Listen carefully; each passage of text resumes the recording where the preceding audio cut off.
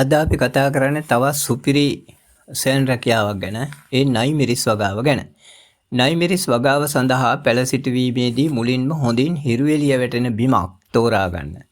දැන් පස පෙරලා බුරුල් කර වල් පැලෑට ඉවත් කරගන්න. නයිමිරිස් ගස අතු විහිදී වැඩෙන නිසා අඩි 3ක්වත් පරතරය ඇතිව වලවල් සකස් කරගන්න ඕන. අඩි 2ක් පළල අඩියක් ගැඹුරු වන ආකාරයට වලවල් සකස් කරගන්න.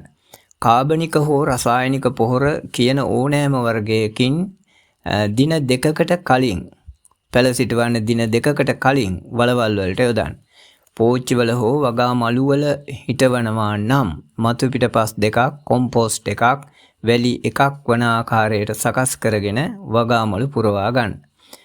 පැළ සිටුවා සති 2කට පස්සේ වල් පැළ ඇටි ගලවන්න. ගස වටේ පස් බුරුල් කරන්න. පොහොර යොදන්න. පොහොර නොයදූ පස් ටිකක් ගසට කිට්ටු කරන්න. පොහොරේදීම නයිමිරිස් කාබනික පොහොර වලට හොඳින් ප්‍රතිචාර දක්වන නිසා කොම්පෝස්ට් පොහොර වලින්ම සරුවස්සැන්නක් ගන්නත් පුළුවන්.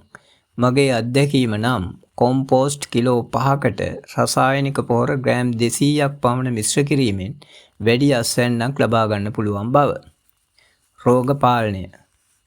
මිරිස් සඳහා වැළඳෙන බොහෝ රෝග නයිමිරිස් වලට වැළඳෙන්නේ නැහැ.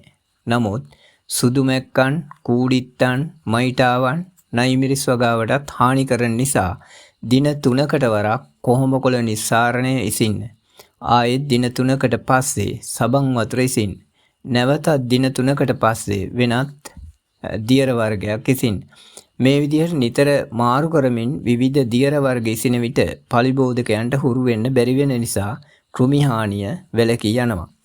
තවත් විස්තර මේ ගැන දැන ගැනීමට 19:20ට කතා කරලා දැනගන්න පුළුවන්. වෙළඳපළ. ඔබේ ප්‍රදේශයේ තිබෙන සිල්ලර වෙළඳසැල්, තොග වෙළඳසැල්, සුපිරි වෙළඳසැල් වගේම ආර්ථික මධ්‍යස්ථාන ප්‍රදේශයේ තියෙන එළවලු කඩවලට නයිමිරිස් දෙන්න පුළුවන්. නයිමිරිස් රට යවන ආයතනක් තියෙනවා. නයිමිරිස් වලින් විවිධ සෝස් වර්ග සහදන කර්මාන්ත ශාලා තියෙනවා.